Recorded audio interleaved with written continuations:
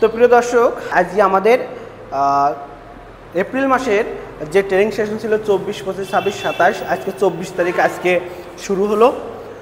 তো আজকে যে স্যার এসেছিলেন, যে ডক্টর এসেছিলেন, ইনি হচ্ছে ডক্টর রবীন্দ্র ভারতী, দিল্লি থেকে এসেছিলেন। তিনি আজকের ক্লাসটা নিলেন মডার্ন পিক ফার্মিংয়ের উপর নিলেন, যে অ্যাডভান্স, যেটাকে আপনার অ্যাডভান্স পিক ফার্মিং বলছেন, সেটা এখন কনভার্ট হয়ে মডার্ন পিক ফার্মিং হয়ে গেছে। তার উপরই পুরো ক্লাসটা নিলেন, প্রায় 5 ঘন্টার একটা ক্লাস নিলেন স্যার। স্যারের পরিচয়টা তো আপনারা আমি দেবো, স্যারের সঙ্গে কথা বলবো, তারপর স্যার কী কী বিষয়ে ক্লাস নিলে একটু টাচ দিয়ে দেবো।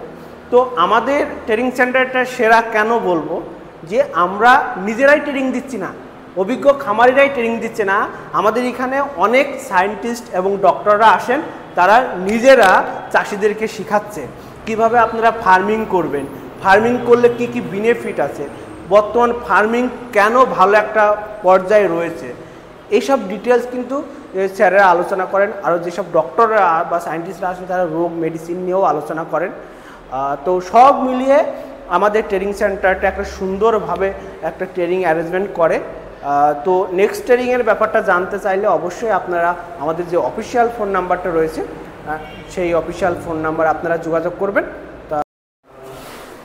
নমস্কার বন্ধুরা, আমি doctor Rabindra Bharati, pig consultant and livestock consultant. আজকে আমরা পিক চাষ নিয়ে একটা কথা বলতে চাইছি। আমরা ইন্ডিয়াতে পিক ফার্মিং ক্ষেত্রে আমরা একটু পিছনের দিকে আছি। যেমন চাইনা আর আদার ইউরোপিয়ান কান্ট্রি, ছোটো ছোটো কান্ট্রি লাইক ডেনমার্ক, নেদারল্যান্ড, তারা কিন্তু খুব সুন্দর প্রোডাকশন করছে। তো আমাদের এখানে প্রচুর স্কোপ আছে, এখানে চাহিদাও বাড়ছে সবাই এখন, আর আমরা এক্সপোর্টটাও করতে পারি। অনেক কান্ট্রি, চাইনা যেমন, আর অন্য কান্ট্রি এক্সপোর্ট করছে। তো আমাদের এখানে আমরা যদি সাইন্টিফিকভাবে চাষ করি তাহলে আমাদের প্রোডাকশন কস্ট কম পড়বে। প্রোডাকশন কস্ট কম হলে আমরা নিশ্চয়ই এক্সপোর্ট করতে পারবো। আর এটা এমপ্লয়মেন্টের জন্য, মানে যেমন ডেয়ারি, পোলট্রি, ফিশারি আর পিগারি, এর মধ্যে piggery is one of the profitable business for farmers as well as country. কারণ কি, এখানে রেভিনিউ অনেক জেনারেট হয়, ইনভেস্টমেন্ট একটু অল্প বেশি আছে, তাও কিন্তু রিটার্ন তেমন দুগুণ মতো রিটার্ন আছে। আপনারা যদি, আমি কথা দিচ্ছি, আপনারা যদি সাইন্টিফিকভাবে চাষ করেন, যেমন ব্রিডিং প্রোগ্রামটা আপনার নতুন new advance breeding program adopt করতে হবে, ফিডটা মডার্ন ফিড খাওয়াতে হবে, ম্যানেজমেন্টটা সামান্য ফার্মেই কিন্তু ভালো ম্যানেজমেন্ট করতে হবে। তখন আপনার যে প্যারামিটার আছে 5 থেকে 6 মাসে 100 কিলো, সেই টার্গেটটা আপনারা অ্যাচিভ করতে পারেন। আর এটা পসিবল। ইউরোপিয়ান কান্ট্রিরা তো টার্গেট রেখেছে এখন 4.5 থেকে 5 মাস। আমাদের ক্লাইমেটটা একটু অন্যরকম, তাই আমরা টার্গেট 5 থেকে 6 মাস আমরা রাখতে পারি, আর সেই টার্গেটগুলো কিন্তু অ্যাচিভেবল, আমরা অ্যাচিভ করতে পারি। धन्यवाद। ये कम होना चाहिए, ठीक है। तो इसलिए मैं बोला कि आपका जो मैश फीड खिलाते हैं ना, तो आपका FCR ज़्यादा होगा। क्यों होगा? पहला कारण कि आप मैश फीड तो खाना दो, आप पीस करके दे दिया उसको, ठीक है, लेकिन हम लोग तो पीस करके खाना को पकाया। जो पैलेट बनता है ना, तो 85 डिग्री टेम्परेचर में जाके कुकिंग होता है, सिद्धो है ओरा, सिद्धो खबर की लाभ হবে, ডাইজেস্ট হবে, ডাইজেস্ট হলে কী হবে, মাংস বাড়বে। কাঁচা খাবারে ডাইজেস্ট কম হবে, পায়খানা বেরোবে, আপনার ওজন কম হবে। প্রথম তাপত এটাই। আগে সব কোম্পানি মুরগির ক্ষেত্রেও গুঁড়ো খাবার দিত, এখন প্রত্যেকটা কোম্পানি প্যালেট ফিড দিচ্ছে, ফ্যাক্টরি বানাচ্ছে। কেন বানাচ্ছে? ওই জেনে গেছে কি আমরাও এটা কাঁচা চাল খাই আর এটা ভাত সিদ্ধ খাই। বলুন তো কার ওজন বেশি পাই? না ভাত খেলে তো। সেটাও जानवर क्षेत्र, शुगर क्षेत्र, गोरु क्षेत्र ताई আছে कि कुकिंग पका हुआ खाना ज़्यादा अच्छा होता है। तो FCR ভালো, তারপরে এই যে ডাইজেস্টিভ ভালো, মানে সিদ্ধ হয়ে গেছে তাই জন্য ডাইজেস্টিভিটি ভালো। তারপরে এবার আমি বলছি আপনাকে, একটা বাটিতে আমি, ঠিক আছে, এই গরু খাবার দিয়ে দিলাম, ঠিক আছে, আপনার হাত নেই, আপনাকে মুখ দিয়ে খেতে হবে। গরু মুখ দিয়ে খায়, তো আমরা তো হাত দিয়ে খাই, পশুরা সব মুখ দিয়ে খায়, জিভ দিয়ে টানে ওরা। কি হয় তখন? একটা খাবার এরকম থালাতে আছে, 2 জন খাবার দিলাম পিকগুলোকে, জিভ দিয়ে যখন খাচ্ছে না, তো ভুট্টাগুলো বড়ো দানাগুলো মুখে চলে আসছে, ও খেয়ে পেট ভরে গেলে বসে গেল, পিছন থেকে অন্য এলো, ওই গুঁড়ো যে পাউডারগুলো থাকে ওইটা খেয়ে নিল। ठीक है, तो की गंडगोल हो गया सेखाने, वहाँ पे गलती क्या हो गया? तो वो जो बड़ा जो पहले खाना खाया था वो तो चुन चुन के भुट्टा खा लिया, तो उसको एनर्जी ज़्यादा मिल गया। जो नीचे में दवा मिलाया था हम लोग खाना में पाउडर, वो दूसरा वाला खाया, उसको भुट्टा मिला ही नहीं, तो गंडगोल हो गया ना। उसको दवा खा करके पेट भर गया, और पाउडर जो था उसका मक्का का पाउडर जो बचा खा लिया, और जो पहले खा लिया था उसको भुट्टा मिल गया, दवा मिला नहीं, तो भुट्टा खाया पेट भर गया।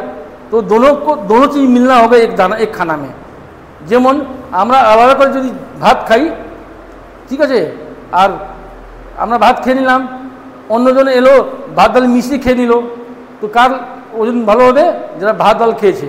যারা শুধু ভাত খেয়েছে তার ওজন ভালো হবে না। তো গুঁড়ো খাবারে কী হয়? তো ফিড আইটেম, তো সোয়া গ্রাইন্ড করে দিয়েছেন আপনি, কিছুটা পাউডার হয়ে যাবে, ওষুধগুলো সব পাউডার। আপনি দেখবেন যখনই এটা থালাতে খাবার নেবেন গুঁড়োগুলো বসে যেত, আর মোটা দানাগুলো উপরে থাকবে, ভেসে থাকবে। তো ওই জন্য বলা যায় কি একটা ফিডে পুরো আইটেমটা ওষুধ, সোয়া, ভুট্টা, গুঁড়ো খাবারতে একটা জানোয়ার পশু একসাথে খেতে পারে না। কিন্তু প্লেটগুলোতে কী হয়, যখন মিক্স হয়, তো মিক্স হয়ে ওই সিদ্ধ হয়ে গেল, প্রত্যেকটা প্লেটে ওষুধ আছে, প্রত্যেক দানাতে আপনার সোয়া আছে, ভুট্টা আছে, তাই ওদের রেজাল্ট ভালো হয়। ওইটাই এখানে বলা আছে ওয়েস্টেজ। এবার আমরা এখন ফার্মার কী করে, শুকোর জন্য পিক জন্য ফিডার সিস্টেম এখানে চলে না, তো আমরা কী করি জমিতে এমনি বাটি নিয়ে ফেলে দিই, ওরা গিয়ে খাচ্ছে। এবার পাউডার জিনিস সেটা তো চাটতে পারবে না জিভ থেকে, ওটা তো নষ্ট হয়ে গেল, ওষুধ নষ্ট হয়ে গেল। তো আমাদেরকে কি করতে হবে, এটা ড্রাম বা বালতিকে কেটে তার মধ্যে খাবার দিতে হবে, প্রথম কথা। দ্বিতীয়, এই যে ফিড ওয়েস্ট হচ্ছে, মানে ভুট্টাগুলো গুঁড়ো তো খেলে পাউডার চাটতে পারছে না, এমনি রয়েছে, আর ওইখানে পায়খানা করছে, তো আপনার তো ফিড নষ্ট হলো, প্যালেটে নষ্ট হবে না, কারণ দানা আছে গুটি, ওইটা ফেলে দিলেও আপনার কিন্তু আলাদা হবে না, প্যালেট থাকবে, ওইটা খেয়ে নেবে। ওই লেখা আছে ফিড ওয়েস্ট, এই দেখুন রিডিউসড ফিড ওয়েস্ট, ঠিক আছে। এবার আপনার গুঁড়ো খাবারটা ওই যে স্টোরিং করার জন্য, রাখার জন্য সুবিধা হয়, ওইটা পয়েন্ট আছে। আচ্ছা, এই যে ইনক্রিজ নিউট্রিয়েন্ট ডেন্সিটি লিখলাম, আমি তার আগে রিপ্লাই দিয়ে দিলাম। ডেন্সিটি মানে ওই ফিডগুলো যে বললাম, তো আলাদা আলাদা যে হয়ে যায় গুঁড়ো খাবারে, প্লেটে আলাদা আলাদা হবে না, ওষুধ থাকবে, ওর মধ্যে প্রোটিন থাকবে, অয়েল সব একসাথে থাকবে, ঠিক আছে। ওই জন্য ইনক্রিজ নিউট্রিয়েন্ট ডেন্সিটি। আচ্ছা, আবার কি হয় আপনারা জানেন তো, গুঁড়ো খাবার বাজার থেকে কিনলাম, সে ভুট্টাতে তো বাজার ঘাট থেকে অনেক জায়গাতে ঘুরেছে, ব্যাকটেরিয়া চলে এলো, তো আর আমরা কি ওই মিক্সিং করে দিলাম, গ্রাইন্ড করে খাইয়ে দিলাম, কিন্তু যখন কুক হতে চলে গেল 85 ডিগ্রি সব ব্যাকটেরিয়া ভাইরাস মারা যায়। তো আপনার ফিড কী হলো, অ্যান্টিবায়োটিক ব্যাকটেরিয়া ফ্রি ফিড হয়ে গেছে, রোগ হবে না। তাই এখানে লেখা আছে। আচ্ছা, সিদ্ধ করে দিলে কি লাইফটা বেড়ে যায়, আপনি ওকে 2 মাস রাখতে পারেন, চিন্তা নেই। তারপরে হচ্ছে দেখুন এই ম্যাশ ফিড, লো ফিড, এফসিআরটা বললাম যে বেড়ে যাবে, ফিড ওয়েস্ট হবে, গুঁড়ো খাবার চাটতে পারবে না, ফিড ওয়েস্ট হবে, ইনগ্রেডিয়েন্ট সেপারেশন, ওই যে বললাম ভুট্টা আলাদা হয়ে যাবে, সোয়া আলাদা হয়ে যাবে, মেশিন আলাদা হয়ে যাবে গুঁড়ো খাবারে, ওই কাছে ইনগ্রেডিয়েন্ট সেপারেশন মানে আলাদা হওয়া।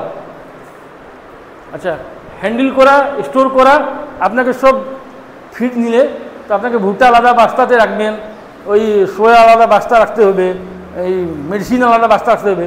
এখানে আপনার একটা বাস্তাতেই আপনার সব কিছু আছে, যা কোনো জায়গাতে রাখতে পারবেন, ওই জন্য কনভেনিয়েন্স হয়, সুবিধা হয়। এবার এটা আমেরিকাতে রিসার্চ হয়েছে, আমেরিকাতে রিসার্চ করেছে, তো একটা পয়েন্ট দিয়েছি আমি, আপনারাও দেখবেন কি বাবার এই যে মেল পিক জন্য, তাই লেখা আছে কি হাই ফার্টিলিটি, ঠিক আছে। তারপর নিচে রোবাস্ট পিগলেট। আবার এই যে আমি যে বললাম, আপনাদেরকে একটা জিনিস মানতে হবে, কিছুটা জিনিস, দুটো জিনিস ইম্পর্টেন্ট, বাচ্চার সাইজ, ঠিক আছে, আর ওজন। তো মনে রাখবেন, লিখে নিন, বাচ্চা সাইজ মার জন্য হয়। মা যদি বেশি বাচ্চা দেওয়া नस्ल আছে तो माँ अगर ज़्यादा नस्ल बच्चा देने वाला नस्ल का होगी ना तो बच्चा का साइज माँ पे डिपेंड करता है। बच्चा का साइज मतलब बच्चा का नंबर, ठीक है। उदाहरण के लिए for example I am telling you Duroc pig তাহলে বাচ্চা কম হয়, ঠিক আছে। আর ইয়র্কশায়ার ল্যান্ড্রেসের বাচ্চা বেশি হয়, এরা বেশি বাচ্চা দেয়, ठीक है। तो लेकिन फादर हमको कौन सा चुनना है, जिसका फर्टिलिटी ज़्यादा हो और जिसका बच्चा तगड़ा हो, मतलब ग्रोथ जिसका ज़्यादा हो। तो हम लोग माँ को क्यों चुने हम लोग लैंड्रेस को, क्योंकि वो बच्चा ज़्यादा देती है। यॉर्कशायर को क्यों चुने हैं अभी हम बताएंगे उसके बारे में 2 मिनट बाद में। तो अभी ड्यूरोक को हम लोग क्यों सेलेक्ट किए जान लो पहले, क्यों सेलेक्ट किए फादर में ड्यूरोक को, क्योंकि वो ज़्यादा तेज़ी से ग्रोथ करता है। तो अगर तेज़ी से ग्रोथ करेगा तो कम खा करके ज़्यादा बढ़ेगा, ठीक है। और माँ को हम लोग सेलेक्ट किए थे लैंड्रेस और यॉर्कशायर, क्यों सेलेक्ट किए थे, क्योंकि वो ज़्यादा संख्या में बच्चा देता है, ठीक है।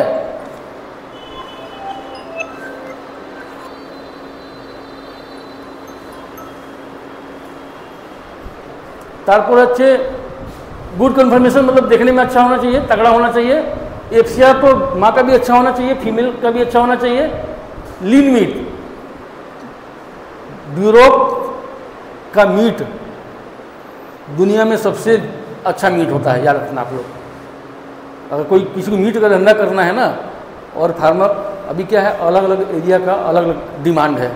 जैसे कि ना असम में जो ट्राइबल एरिया है ना, आदिवासी लोग और जो ट्राइबल एरिया है वो लोगों को ज़्यादा फैट वाला मीट पसंद है, पीला पीला खूब दिखेगा, उजला उजला, तेल जिसमें ज़्यादा हो, फैट जिसमें ज़्यादा हो, वो मीट खाएगा। लेकिन टाउन का आदमी और मॉडर्न आदमी यंग जो जिम जाता है वो लोग फैट वाला मीट नहीं खाएगा, वो लोग लीन मीट खाएगा। तो ड्यूरोक में सबसे अच्छा मीट ड्यूरोक को बोला जाता है, क्योंकि ड्यूरोक में फैट कम होता है, उसका मीट तगड़ा होता है और कलर भी लाल ज़्यादा होता है ड्यूरोक का, ठीक है।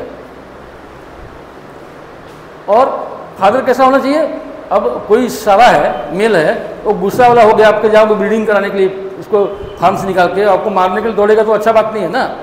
इसलिए उसको शांत दिमाग का होना चाहिए, हाँ, तो अटैक नहीं करने वाला होना चाहिए, ठीक है। इसीलिए इसको लिखा गया है ईजी टू हैंडल, उसको ठीक से रख सके, घुमा सके, वो फादर ऐसा होना चाहिए।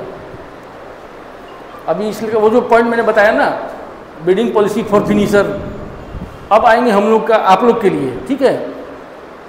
आप लोग तो ब्रीडिंग नहीं करा सकेगा, क्योंकि पहले फार्म में मेल जुगाड़ करो लैंड्रेस, फिर फीमेल लैंड्रेस जुगाड़ करो, फिर उसके बाद वो बच्चा का इंतजार करो, उसमें से फिर उसका फीमेल को लैंड्रेस से क्रॉस कराओ। वो आपके पास में संभव नहीं, टाइम नहीं है आपके पास ना।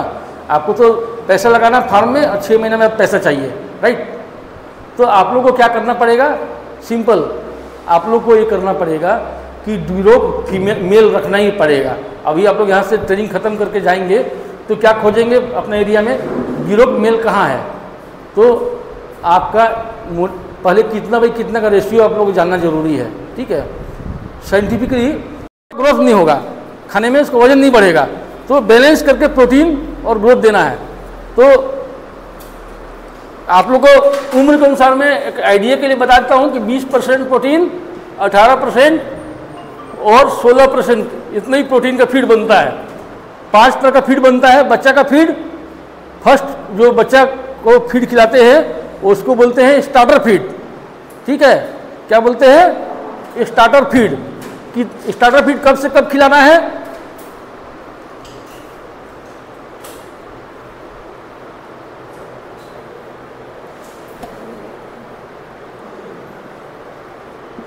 स्टार्टर 8 दिन से लेकर करके 30 किलो तक जो वजन होगा ना, 8 दिन से हम लोग यहाँ पे क्या करते हैं ना, अभी हम आएंगे उसके बारे में भी। हम लोग को बच्चा देने का 8 दिन के बाद से उसको फीड देना शुरू कर देना चाहिए, ठीक है। 8वां दिन से कितना वजन तक देना है, स्टार्टर 30 किलो वजन होने तक। उसके बाद जो फीड है उसको बोलते हैं क्या, ये 1 नंबर ए हो गया, बी होता है ग्रोवर, व्हाइट यॉर्कशायर। यॉर्कशायर 2-3 রকম ভ্যারাইটি আছে, মিডল হোয়াইট यॉर्कशायर আছে, লার্জ হোয়াইট আছে। তো যেটা বলা যায় লার্জ হোয়াইট यॉर्कशायर, ঠিক আছে। লার্জ হোয়াইট ইয়র্ক শায়ার, আর এটা ল্যান্ড্রেস। তো ল্যান্ড্রেসটা মেল লাগবে আপনাদের, ঠিক আছে। এই যে আমি লিখলাম, তার মানে কি হলো, তার মানে ক্রস হলো, মানে এইটা মেল সাথে ফিমেল ক্রস হলো। ক্রস জানেন তো আপনারা, বুঝতে পারছেন তো, ক্রস করাবো আমরা, তার বাচ্চা হবে, ঠিক আছে। এদের দুজনে ক্রস করার পর কি বাচ্চা হবে, ঠিক আছে। আজকে আমি Srijan agricultural and animal husbandry foundation সেই অর্গানাইজেশনতে এলাম। আমি এখানে দেখলাম ওনারা এই পিগ ফার্মিং নিয়ে বা চাষের জন্য খুব সুন্দর কাজ করছেন। এইখানে খুব সুন্দর ট্রেনিংয়ের ব্যবস্থা আছে, থাকবার, খাওয়ার, তারপরে টেকনিক্যাল জিনিসগুলো, বিভিন্ন টপিক নিয়ে বিভিন্ন এক্সপার্টরা এখানে এসে ট্রেনিং দেয়। তো এটা এখান পুরো ইন্ডিয়ার জন্য, আর পার্টিকুলারলি এখান থেকে আমি আজকে দেখলাম কি ইভেন হরিয়ানা, পাঞ্জাব থেকে লোক এসে ট্রেনিং নিয়ে যাচ্ছে। তো এটা খুব সুন্দর কাজ করছে, তাই ওনাকে আমি ধন্যবাদ জানাচ্ছি কি এই সুন্দর কাজ করার জন্য। আর আমি আশা করছি কি ফার্মাররা এসে এখানে ট্রেনিং নিয়ে যাবেন আর নলেজ গেইন করবেন, আর বাড়ি গিয়ে ফার্মিংটা করবেন, নিজস্ব একটা এমপ্লয়মেন্ট জেনারেট করবেন, দুজনকে আর চাকরিতে রাখতে পারবেন। কান্ট্রির জন্য বহুমূল্য ওনাদের যোগদান হবে। ধন্যবাদ।